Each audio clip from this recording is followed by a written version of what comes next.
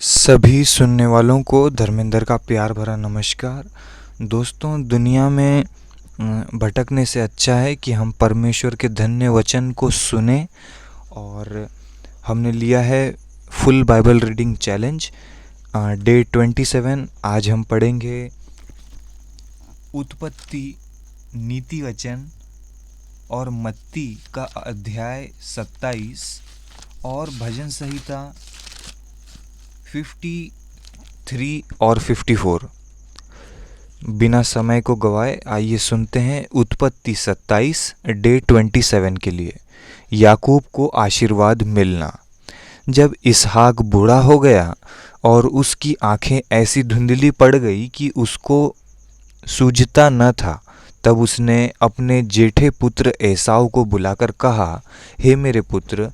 उसने कहा, क्या आज्ञा? उसने कहा, सुन, मैं तो बूढ़ा हो गया हूँ और नहीं जानता कि मेरी मृत्यु का दिन कब होगा।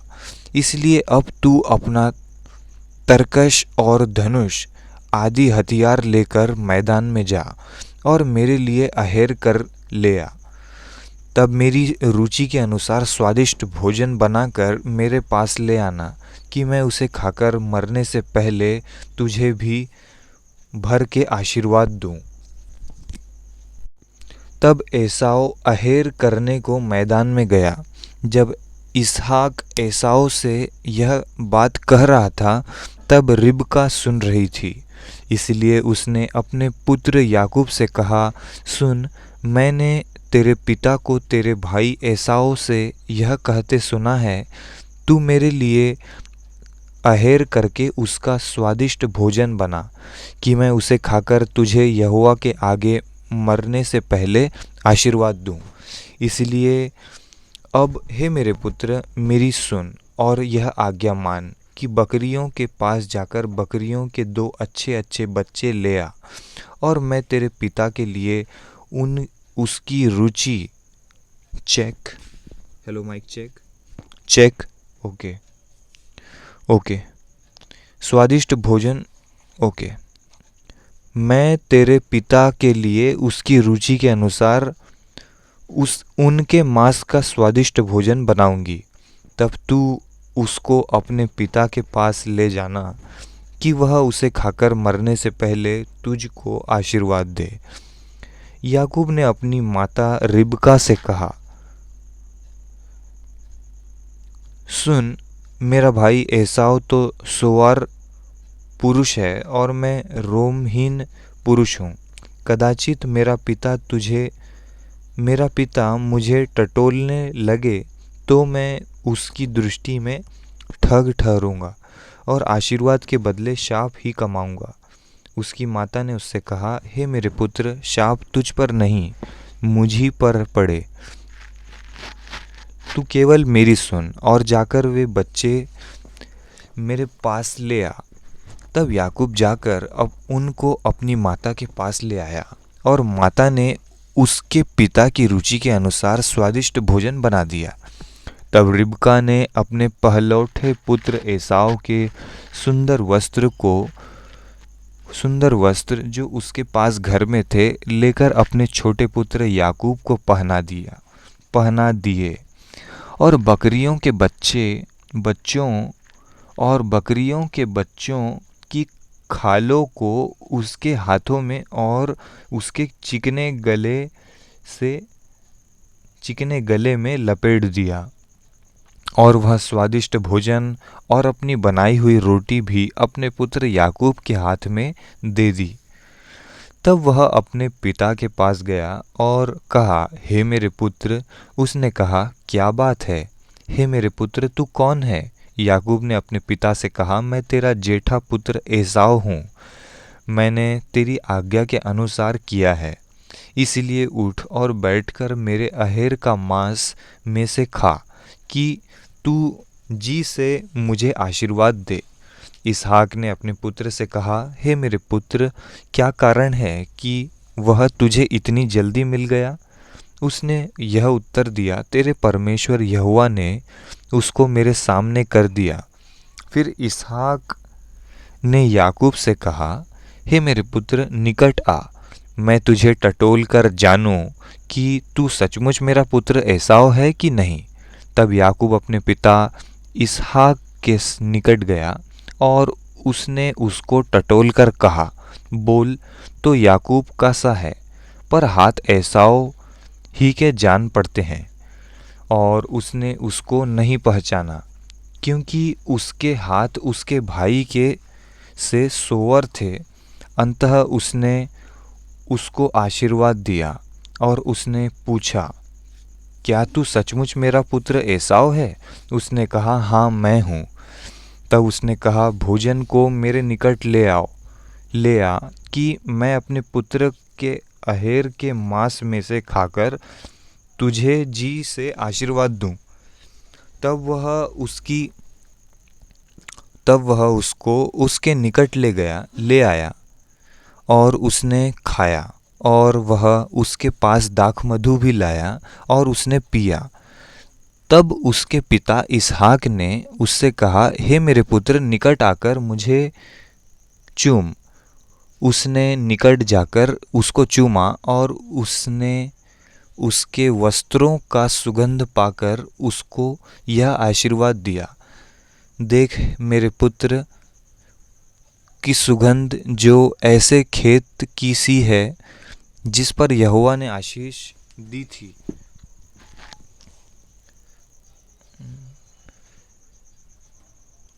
दी हो। परमेश्वर तुझे आकाश से ओस और भूमि की उत्तम से उत्तम उपज और बहुत सा अनाज और नया दाखमधु दे। राज्य राज्य के लोग तेरे अधीन हो और देश देश के लोग तुझे दंडवत करें। तू अपने भाइयों का स्वामी हो और तेरी माता के पुत्र तुझे दंडवत करें।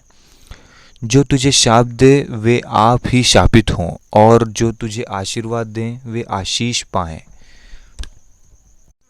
जैसे ही यह आशीर्वाद इसहाक याकूब को दे चुका और याकूब अपने पिता इसहाक के सामने से निकला ही था कि एसाव अहेर लेकर आ पहुंचा।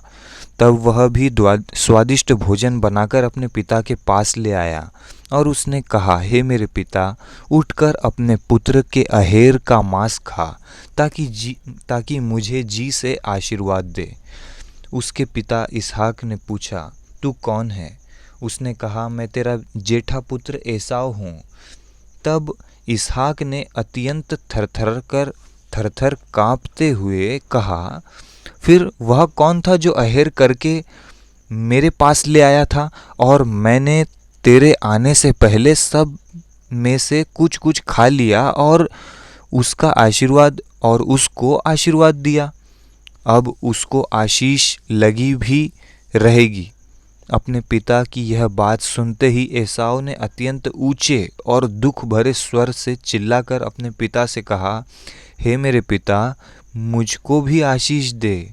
उसने कहा, तेरा भाई धूर्तता से आया और तेरे आशीर्वाद को ले के चला गया। उसने कहा, क्या उसका नाम याकूब यथार्थ नहीं रखा गया? उसने मुझे 2 बार अंगड़ा मारा। मेरा पहिलौठे का अधिकार तो उसने ले ही लिया था और अब देख उसने मेरा आशीर्वाद भी ले लिया है। फिर उसने कहा, क्या तूने मेरे लिए भी कोई आशीर्वाद नहीं सोच रखा है? इसहाक ने एसाव को उत्तर देकर कहा, सुन, मैंने उसको तेरा स्वामी ठहराया और उसके सब भाइयों को उसके अधीन कर दिया और अनाज और नया दाखमधु देकर उसको पुष्ट किया है। इसीलिए अब हे मेरे पुत्र, मैं तेरे लिए क्या करूं? एसाव ने अपने पिता से कहा, हे मेरे पिता, क्या तेरे मन में एक ही आशीर्वाद है? हे मेरे पिता, मुझको भी आशीर्वाद दे। यों कहकर एसाव फूट फूट के रोया। उसके पिता इसहाक ने उससे कहा, सुन, तेरा निवास उपजाऊ भूमि से दूर हो और ऊपर से आकाश की ओस उस पर न पड़े। तू अपनी तलवार के बल से जीवित रहे और अपने भाई के अधीन तो हो, पर जब तू स्वाधीन हो जाए तब उसके जुए को अपने कंधे पर से तोड़ फेंके। एसाव ने तो याकूब से अपने पिता के दिए हुए आशीर्वाद के कारण बैर रखा और उसने सोचा मेरे पिता के अनंत काल का दिन निकट है, फिर मैं अपने भाई याकूब को घात करूँगा। जब रिबका को उसके पहलौठे पुत्र एसाव की ये बातें बताई गई तब उसने अपने छोटे पुत्र याकूब को बुलाकर कहा, सुन, तेरा भाई एसाव तुझे घात करने के लिए अपने मन में धीरज रखे हुए है। इसलिए अब हे मेरे पुत्र मेरी सुन और हरान को मेरे भाई लाबान के पास भाग जा और थोड़े दिन तक अर्थात जब तक तेरे भाई का क्रोध न उतरे तब तक उसी के पास रहना। फिर जब तेरे भाई का क्रोध तुझ पर से उतरे और जो काम तूने उससे किया है उसको वह भूल जाए, तब मैं तुझे वहाँ से बुलवा भेजूंगी। ऐसा क्यों हो कि एक ही दिन में मुझे तुम दोनों से रहित होना पड़े, मतलब तुम्हारे बिना रहना पड़े। याकूब का लाबान के पास जाना। फिर रिबका ने इसहाक से कहा, हित्ती लड़कियों के कारण मैं अपने प्राण से घिन करती हूँ, इसलिए यदि ऐसी हित्ती लड़कियों में से जैसी इस देश की लड़कियां हैं याकूब भी एक से कहीं विवाह कर ले तो मेरे जीवन में क्या लाभ होगा। उत्पत्ति अध्याय 27 समाप्त हुआ। आइए सुने भजन संहिता 53 और 54। मनुष्य की मूर्खता और दुष्टता। मूढ़ ने अपने मन में कहा, कोई परमेश्वर है ही नहीं।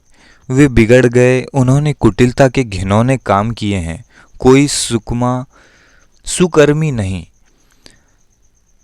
परमेश्वर ने स्वर्ग पर से मनुष्यों के ऊपर दृष्टि की ताकि देखें कि कोई बुद्धि से चलने वाला या परमेश्वर को पूछने वाला है कि नहीं। वे सब के सब हट गए, सब एक साथ बिगड़ गए, कोई सुकर्मी नहीं, एक भी नहीं।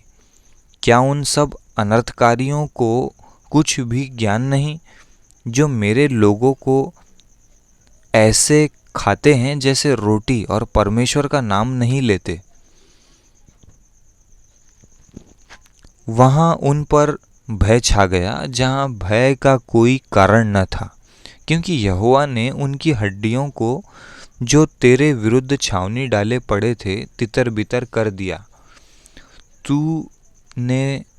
तूने तो उन्हें लज्जित कर दिया, इसलिए कि परमेश्वर ने उनको निकम्मा ठहराया है। भला होता कि इज़राइल का पूरा उद्धार सियोन से निकलता। जब परमेश्वर अपनी प्रजा को बंधुआई से लौटा ले आएगा तब याकूब मगन और इज़राइल आनंदित होगा। शत्रुओं से रक्षा के लिए प्रार्थना। हे परमेश्वर, अपने नाम के द्वारा मेरा उद्धार कर और अपने पराक्रम से मेरा न्याय कर। हे परमेश्वर, मेरी प्रार्थना सुन ले, मेरे मुंह के वचनों की ओर कान लगा, क्योंकि परदेसी मेरे विरुद्ध उठे हैं और कुकर्मी मेरे प्राण के ग्राहक हुए हैं। उन्होंने परमेश्वर को अपने सम्मुख नहीं जाना। देखो, परमेश्वर मेरा सहायक है, प्रभु मेरे प्राण के संभालने वालों के संग है। वह मेरे द्रोहियों के बुराई को उन्हीं पर लौटा देगा। हे परमेश्वर, अपनी सच्चाई के कारण उनका विनाश कर। मैं तुझे स्वेच्छा बलि चढ़ाऊंगा। हे यहोवा, मैं तेरे नाम का धन्यवाद करूंगा, क्योंकि यह उत्तम है, क्योंकि तूने मुझे सब दुखों से छुड़ाया है और मैं अपने शत्रुओं पर दृष्टि करके संतुष्ट हुआ हूँ। भजन संहिता 53 और 54 समाप्त हुआ। आइए सुने नीति वचन अध्याय 27 डे 27 के लिए। कल के दिन के विषय में डिंग मत मार, क्योंकि तू नहीं जानता कि दिन भर में क्या होगा। तेरी प्रशंसा और लोग करें तो करें, परंतु तू आप न करना। दूसरा तुझे सराहे तो सराहे, परंतु तू अपनी सराहना न करना। पत्थर तो भारी है और बालू में बोझ है, परंतु मूढ़ का क्रोध उन दोनों से भारी है। मूढ़ का क्रोध उन दोनों से भारी है। क्रोध तो क्रूर और प्रकोप धारा के समान होता है, परंतु जब कोई जल उठाता है तब कौन ठहर सकता है। खुली हुई डांट गुप्त प्रेम से उत्तम है। जो घाव मित्र के हाथ से लगे वह विश्वास योग्य है, परंतु बैरी अधिक चुंबन करता है। संतुष्ट होने पर मधु का छत्ता भी फीका लगता है, परंतु भूखे को सब कड़वी वस्तुएं भी मीठी जान पड़ती हैं। स्थान छोड़कर घूमने वाला मनुष्य उस चिड़िया के समान है जो घोंसला छोड़कर उड़ती फिरती है। जैसे तेल और सुगंध से, वैसे ही मित्र के हृदय की मनोहर सम्मति से मन आनंदित होता है। जो तेरा और तेरे पिता का भी मित्र हो उसे न छोड़ना, और विपत्ति के दिन अपने भाई के घर न जाना। प्रेम करने वाला पड़ोसी दूर रहने वाले भाई से कहीं उत्तम है। हे मेरे पुत्र, बुद्धिमान होकर मेरा मन आनंदित कर, तब मैं अपने निंदा करने वाले को उत्तर दे सकूंगा। बुद्धिमान मनुष्य विपत्ति को आती देखकर छिप जाता है, परंतु भोले लोग आगे बढ़े चले जाते और हानि उठाते हैं। जो पराये का उत्तरदायी हो उसका कपड़ा, और जो अनजान का उत्तरदायी हो उससे बंधक की वस्तु ले ले। जो भोर को उठकर अपने पड़ोसी को ऊंचे शब्द से आशीर्वाद देता है उसके लिए यह शाप गिना जाता है। झड़ी के दिन पानी का लगातार टपकना और झगड़ालू पत्नी दोनों एक से हैं। जो उसको रोक रखे वह वायु को भी रोक रखेगा, और दाहिने हाथ से वह तेल पकड़ेगा। जैसे लोहा लोहे को चमका देता है, वैसे ही मनुष्य का मुख अपने मित्र को संगति से चमत्कार हो जाता है।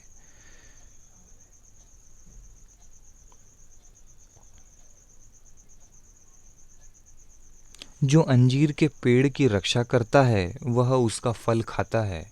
इसी रीति से जो अपने स्वामी की सेवा करता उसकी महिमा होती है। जैसे जल में मुख की परछाई मुख को प्रकट करती है, वैसे ही मनुष्य का मन मनुष्य को प्रकट करता है। जैसे अधोलोक और विनाशलोक, वैसे ही मनुष्य की आंखें भी तृप्त नहीं होती। जैसे चांदी के लिए कुठाली और सोने के लिए भट्टी है, वैसे ही मनुष्य के लिए उसकी प्रशंसा है। चाहे तू मूर्ख को अनाज के बीज ओखली में डालकर मुसल से कूटें तो भी उसकी मूर्खता नहीं जाने की।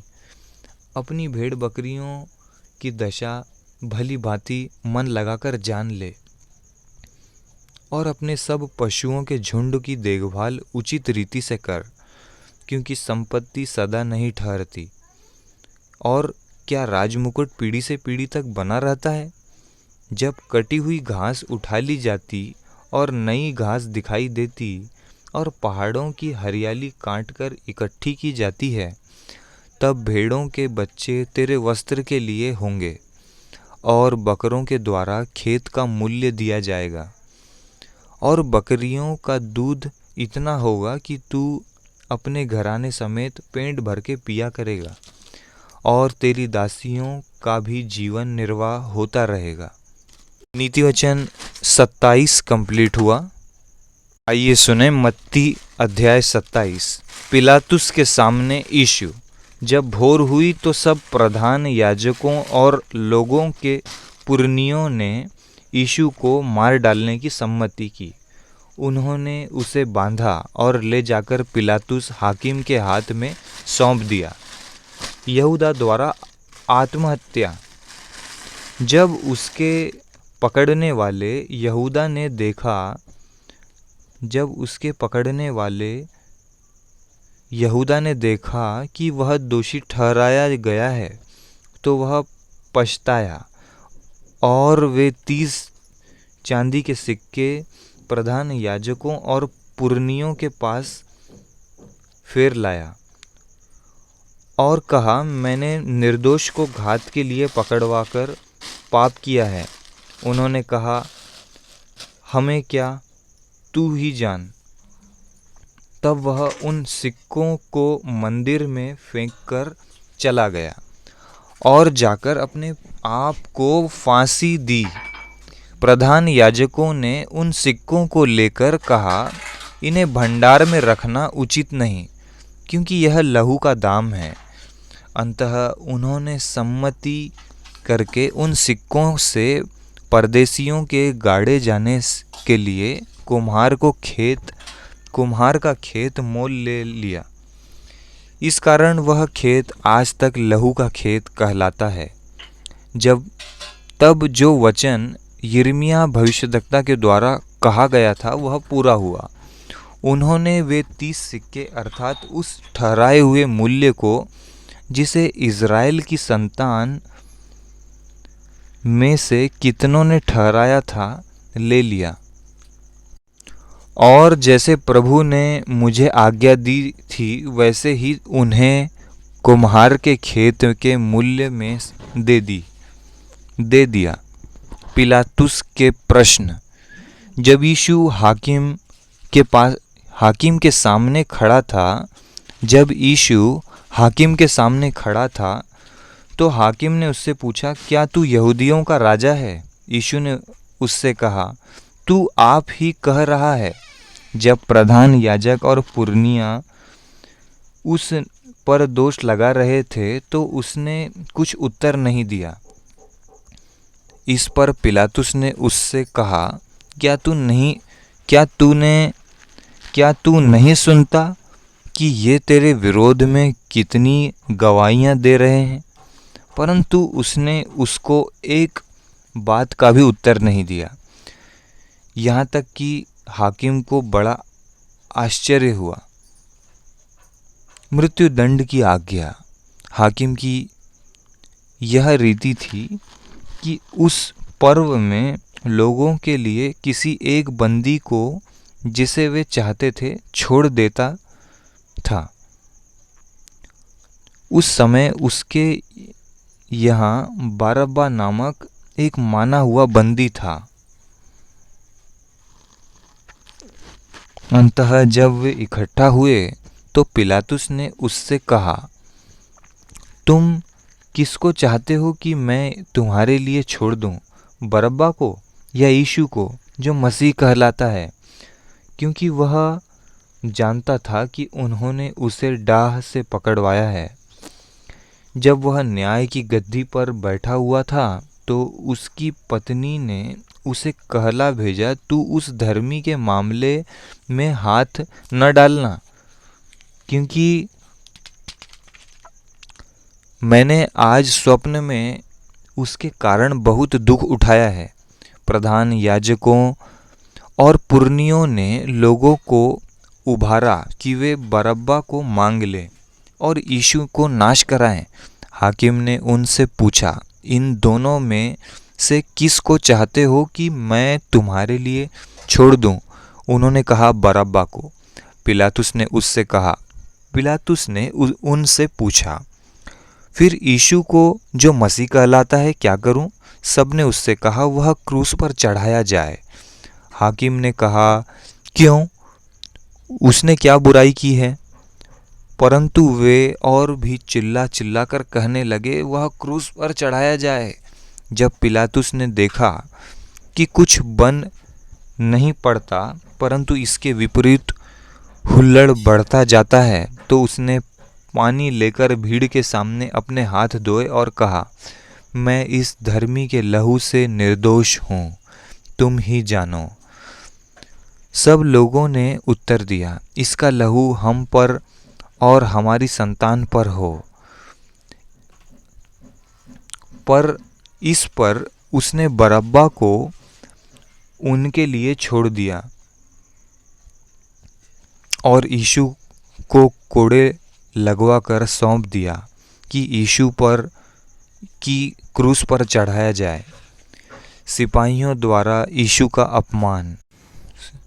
तब हाकिम के सिपाहियों ने यीशु को किले में ले जाकर सारी पलटन उसके चारों ओर इकट्ठी की और उसके कपड़े उतारकर उसे लाल रंग का बागा पहनाया और कांटों का मुकुट गूंथ कर उसके सिर पर रखा और उसके दाहिने हाथ में सरकंडा दिए और उसके आगे घुटने टेककर उसे ठट्टों में उड़ाने लगे और कहा, हे यहूदियों के राजा नमस्कार, और उस पर थूका और वही सरकंडा लेकर उसके सिर पर मारने लगे।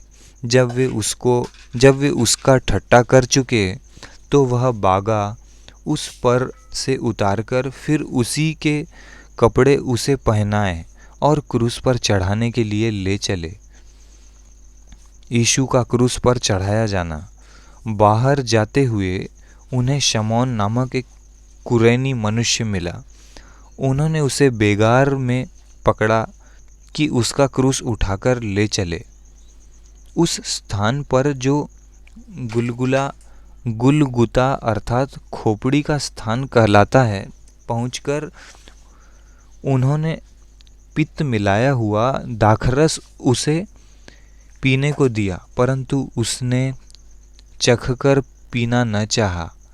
तब उन्होंने उसे क्रूस पर चढ़ाया और चिट्ठियां डालकर उसके कपड़े बांट लिए और वहां बैठकर उनका पहरा देने लगे और उसका दोष पत्र उसके सिर के ऊपर लगाया कि यह यहूदियों का राजा यीशु है। तब उसके साथ 2 डाकू और दाहिने और एक बाएं क्रूस पर चढ़ाए गए। आने जाने वाले सिर हिला हिलाकर उसकी निंदा करते थे और यह कहते थे, हे मंदिर के ढाने वाले और 3 दिन में बनाने वाले, अपने आप को तो बचा। यदि तू परमेश्वर का पुत्र है तो क्रूस पर से उतर आ। इसी रीति से प्रधान याजक भी शास्त्रियों और पुरनियों समेत ठट्ठा करके कहते थे, इसने औरों को बचाया और अपने आप को नहीं बचा सकता, तो यह इज़राइल का राजा है। अब क्रूस पर से उतर आए तो हम उस पर विश्वास करें। उसने परमेश्वर पर भरोसा रखा है। यदि वह इसको चाहता है तो अब इसे छुड़ा ले, क्योंकि इसने कहा था, मैं परमेश्वर का पुत्र हूँ। इस प्रकार डाकू भी जो उसके साथ क्रूसों पर चढ़ाए गए थे उसकी निंदा करते थे। यीशु का प्राण त्यागना। दोपहर से लेकर तीसरे पहर तक उस सारे देश में अंधेरा छाया रहा। तीसरे पहर के निकट यीशु ने बड़े शब्द से पुकार कर कहा, एली एली लमा शबक्तनी, अर्थात हे मेरे परमेश्वर, तूने मुझे क्यों छोड़ दिया। जो वहाँ खड़े थे उनमें से कितनों ने यह सुनकर कहा, वह तो एलिय्याह को पुकारता है। उनमें से एक तुरंत दौड़ा और स्पंज लेकर सिरके में डुबोया और सरकंडे पर रखकर उसे चूसाया। औरों ने कहा, रह जाओ, देखें एलिय्याह उसे बचाने आता है कि नहीं। तब यीशु ने फिर बड़े शब्द से चिल्लाकर प्राण छोड़ दिए और देखो, मंदिर का पर्दा ऊपर से नीचे तक फटकर 2 टुकड़े हो गया और धरती डोल गई और चट्टानें तड़क गई और कब्रें खुल गई और सोए हुए पवित्र लोगों के बहुत से शव जी उठे। और उसके जी उठने के बाद वे कब्रों में से निकलकर पवित्र नगर में गए और बहुतों को दिखाई दिए। तब सूबेदार और जो उसके साथ यीशु का पहरा दे रहे थे, भूकंप और जो कुछ हुआ था उसे देखकर अत्यंत डर गए और कहा, सचमुच यह परमेश्वर का पुत्र था। वहाँ बहुत सी स्त्रियाँ जो गलील से यीशु की सेवा करती हुई उसके साथ आई थी, दूर से यह देख रही थी। उनमें मरियम मगदलिनी और याकूब और योसेस की माता मरियम और जब्दी के पुत्रों की माता थी। यीशु का गाड़ा जाना। जब सांझ हुई तो यूसुफ नामक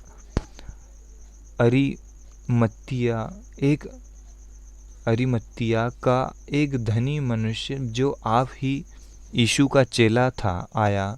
उसने पिलातुस के पास जाकर यीशु का शव मांगा। इस पर पिलातुस ने दे देने की आज्ञा दी। यूसुफ ने शव लिया, उसे उज्जवल चादर में लपेटा। 60वां वचन है ये।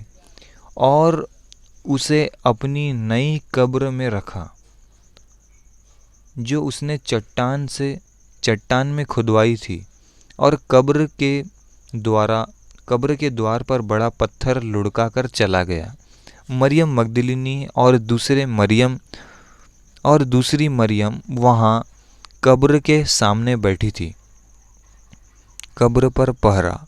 दूसरे दिन जो तैयारी के दिन के बाद का दिन था, प्रधान याजकों और फरीसियों ने पिलातुस के पास इकट्ठे होकर कहा, हे महाराज, हमें स्मरण है कि उस भरमाने वाले ने जब वह जीवित था कहा था, मैं 3 दिन के बाद जी उठूंगा। अंततः आज्ञा दे कि तीसरे दिन तक कब्र की रखवाली की जाए, ऐसा न हो कि उसके चेले आकर उसे चुरा ले जाएं और लोगों से कहने लगे वह मरे हुओं में से जी उठा है। तब पिछला धोखा पहले से भी बुरा होगा। पिलातुस ने उनसे कहा, तुम्हारे पास पहरुए तो हैं, जाओ अपनी समझ के अनुसार रखवाली करो। अंततः वे पहरुओं को साथ लेकर गए और पत्थर पर मोहर लगाकर कब्र की रखवाली की। अध्याय 27 समाप्त हुआ। प्रभु आपको बहुत आशीष दें। और जैसे आप ये वचनों को सुने, आपका जीवन पहले जैसा नहीं रहे, आपकी आशीषें अनलॉक होती जाएं, जैसी मेरी हो रही है।